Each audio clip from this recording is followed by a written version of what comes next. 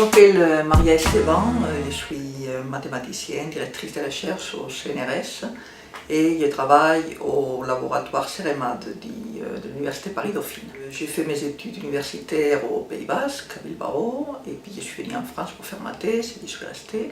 Et donc depuis la fin de ma thèse, je travaille au CNRS. Je travaille sur les équations dérivées partielles et la physique mathématique.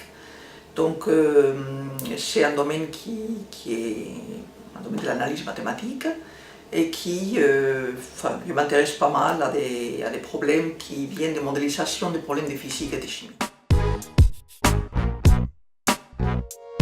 J'ai été présidente de la SMAI, qui est la Société de mathématiques appliquées industrielles française, et actuellement je m'occupe du comité de mathématiques appliquées européen, de la Société mathématique européenne. Et j'ai été élue récemment prochaine présidente du comité international de mathématiques appliquées industrielles. C'est un comité qui essaye de coordonner des actions au niveau mondial dans les mathématiques appliquées industrielles, dont les membres, ce n'est pas des individus, mais c'est des sociétés mathématiques qui s'intéressent aux mathématiques appliquées dans les différents pays du monde. Donc on organise un grand congrès tous les 4 ans, où il y a beaucoup de gens, 4 000 à 5 000 personnes. Et puis il y a des actions de soutien à des gens qui veulent participer à des congrès de mathématiques appliquées. On aide aussi certains événements qui ont besoin d'aide financière, et on essaie de coordonner des actions entre les sociétés membres.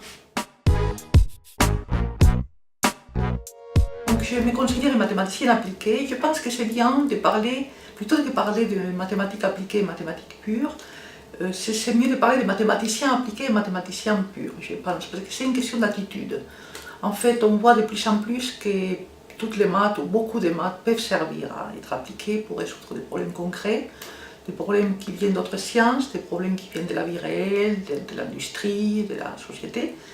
Et donc, en fait, je pense qu'un mathématicien appliqué, c'est un mathématicien qui fait des mathématiques pour essayer de résoudre des problèmes qui viennent d'une certaine thématique, soit de notre science, soit d'un problème concret de la vie réelle.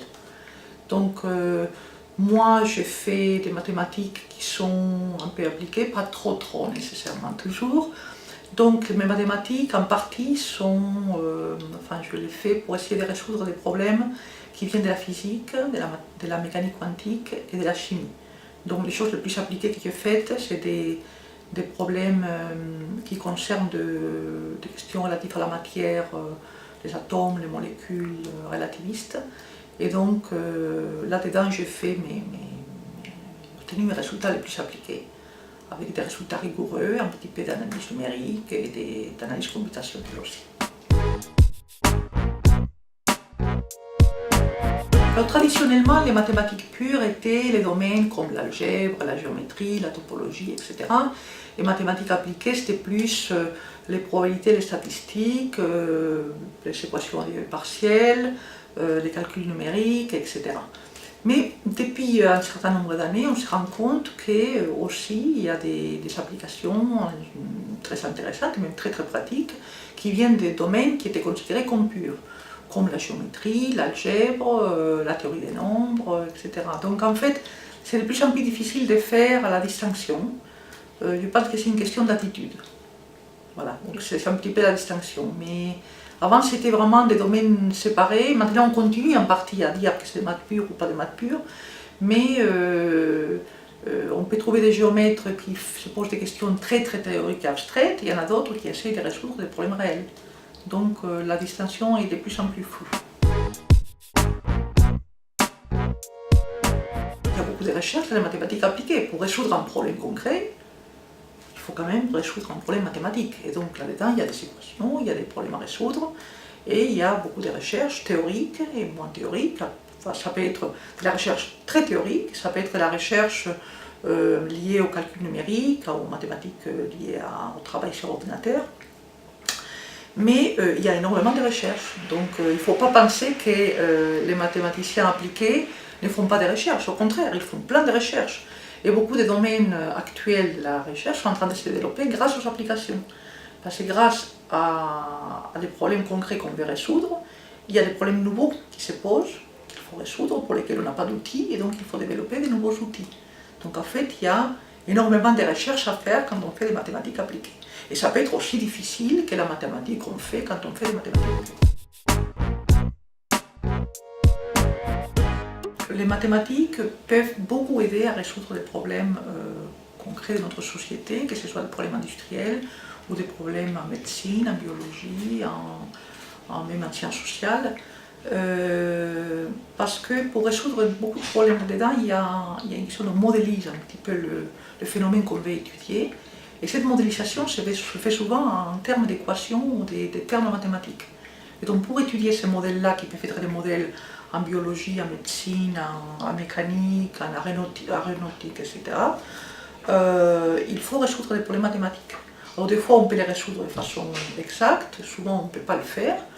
Donc on essaie de les étudier, puis après on met en place des méthodes numériques, des méthodes avec l'aide de l'ordinateur, pour essayer de trouver des solutions qui approchent les solutions des modèles. Donc les mathématiques peuvent jouer un rôle, et jouent un rôle actuellement déjà très important dans tout ce qui est innovation. Donc pratiquement dans tous les développements importants dans l'innovation technologique de nos jours, les mathématiques peuvent jouer un rôle fondamental. Et souvent le fait de mettre en place des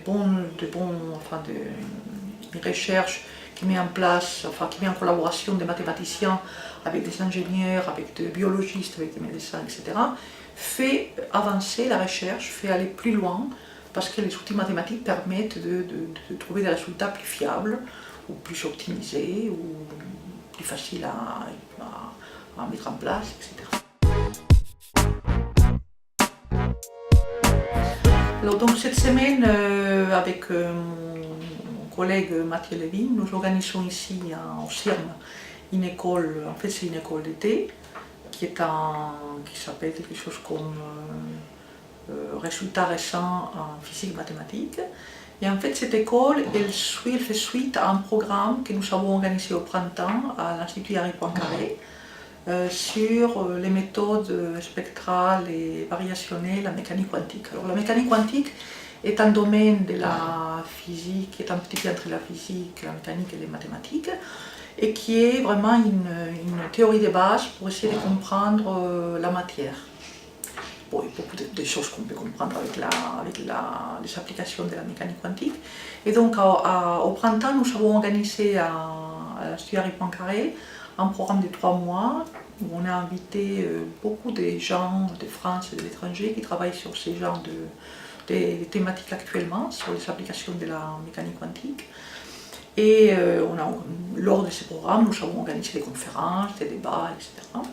Et donc nous avons voulu terminer compléter ce programme avec cette école que nous organisons ici au CIRM cette semaine, qui s'adresse plutôt à des jeunes. Donc il y a un peu plus de 60 participants.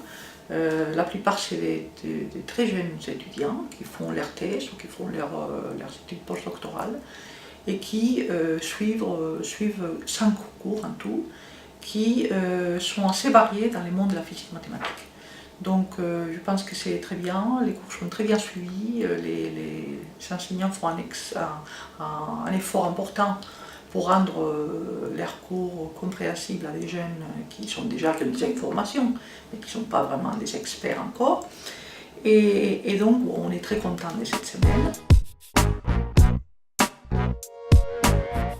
Parce que c'est un endroit magnifique dans lequel ont lieu presque toutes les semaines des conférences mathématiques sur des sujets très très variés qui attirent des experts aussi bien français qu'étrangers dans des conditions excellentes parce que tout est pris en charge, on est très bien logé, on mange bien, l'endroit est magnifique, dans un endroit très beau, près des Calanques.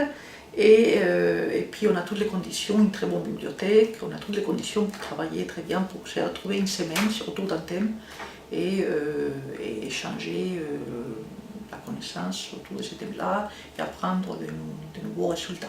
Donc c'est un endroit magnifique pour faire des congrès et donc nous on est ravis d'organiser cette semaine, cette école en physique mathématique aussi.